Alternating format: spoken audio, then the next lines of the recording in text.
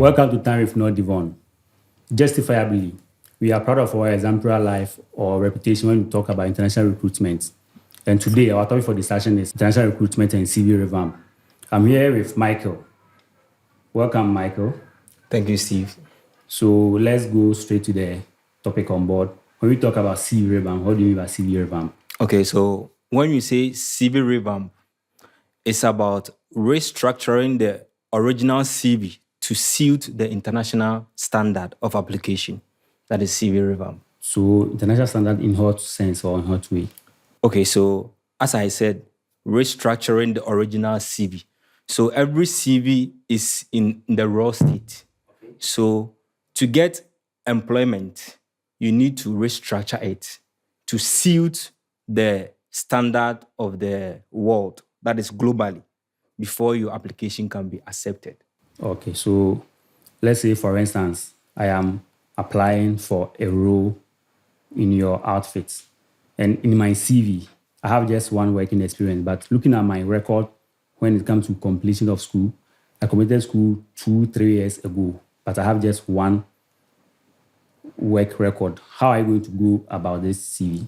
Okay, so before I come to your question, we need to know about the details of a CV.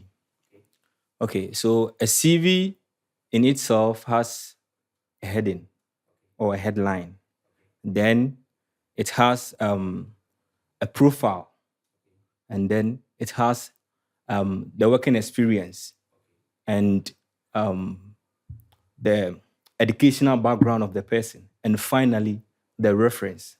So before your CV can be accepted, you need to get these key points in the CV.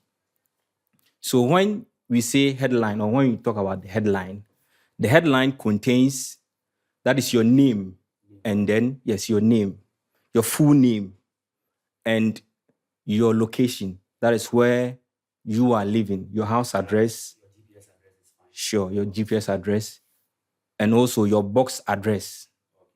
Then finally, you have your email and then your telephone number.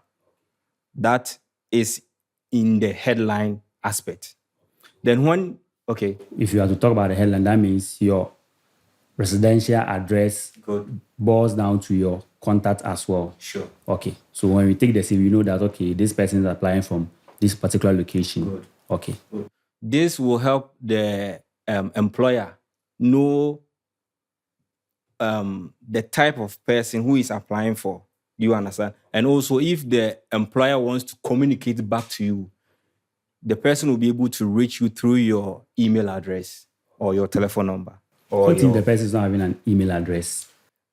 Definitely, you need to get an email address, because if you want to be employed, then you need to get your email address. And creating the email address is simple. It's not anything which is very difficult. It's simple as ABCD. So can you create some for the person, or the person is supposed to bring it? Okay, so what we do is that we will take you through the process by helping you create the email by yourself, or we can also help you creating the email. Okay, so all this boils down to the CV revamp. That's You are helping the person to restructure the CV. Very true. Okay. Very true. That's fine. Very true. So let's go to the profile as you were talking about. Okay, so with the profile contains your the work in which you want to apply for. That is, for instance, if I want to apply as a teacher, okay, and you've been in the service for some time now, you will need experience. So all these things will boil down to the profile in a summary form. Okay, so it's like telling us about your experience in a way of highlighting some key points. Very true. Okay. Very true. So that is where the profile begins. And then when you are through with the profile, you come to your working experience. So with this part, we have some technicalities in this area. That is where we are going to close the gaps.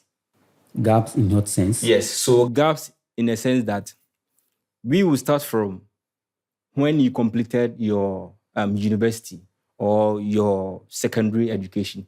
Because most applicants, when they finish their secondary education, they did some minor works. So yes, they did some minor work. So all these things will be added to the continuation of your What if this work work that you are experience. talking about, it was voluntary? He or she wasn't receiving any money for it at the end of the month.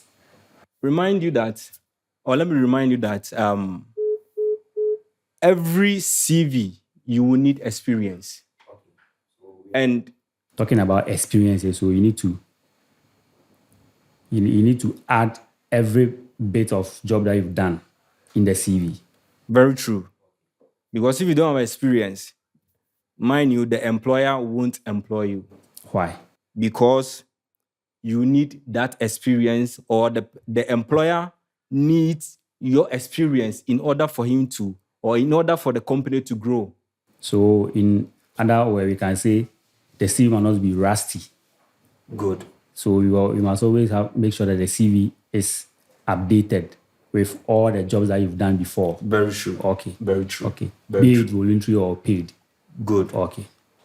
So all these things comes down to closing the gaps. Okay. Do you understand? Yes. So from the SHS, the work or the job that you did, whether voluntary or whether paid or unpaid, Okay. all these things will be added to your CV so that it will build up onto your current job in which you are in now. Okay. So what if the jobs per the CV are not in line with the one that you are being advertised for? What will happen to the CV then? So if you want to go for employment, or if you want to get employment, definitely your CV must suit the job description.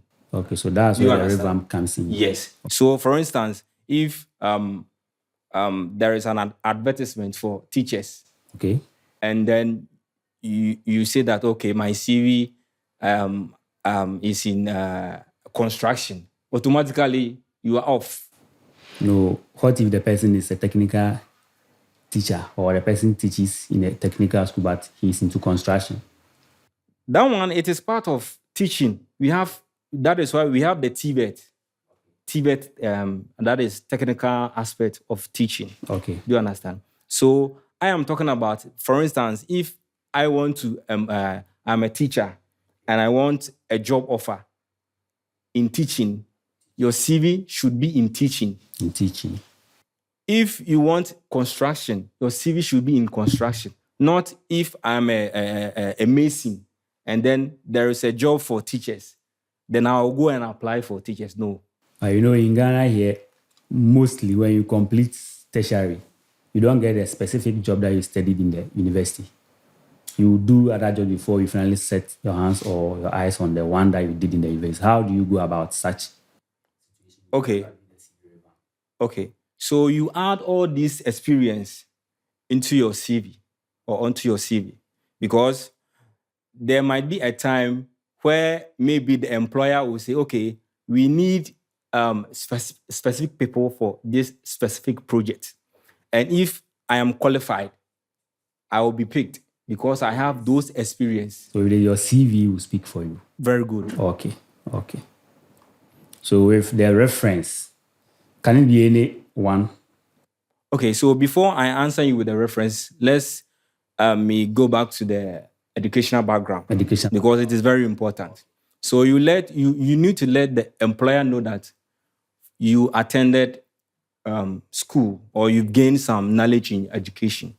That is from your basic education to the secondary education, and then to the tertiary education. You understand? Before you come back to the reference. Okay. And when you are giving the details of your educational background, you need to provide the dates. Dates. Yes, the date of start and then the date of completion. Okay, so meaning if I started school in 2020, I am to give you the exact date. Sure, and then exact month. Oh, okay. When even if you don't remember, when you take your certificates, they have written it boldly on it. so you can refer to your certificates. Then we will help you in revamping your CV for you. What if I am applying for a job? I've submitted my CV, but I don't have any educational background. Okay, so at least you will have your basic education.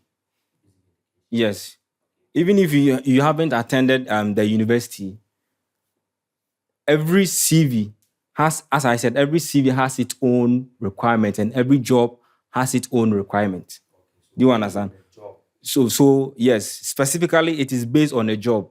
If we want teachers, and then you are a JSS holder, yeah, certificate holder, automatically you cannot teach.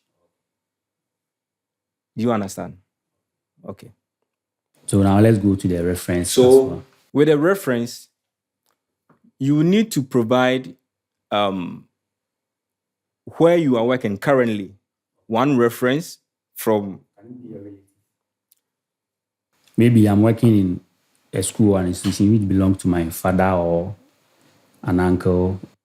Can I use the person as my reference? Yes, if the person owns the school, or the person is a teacher in the school, and then you are underneath that teacher, you can use the teacher as your reference, or the head of department as your reference.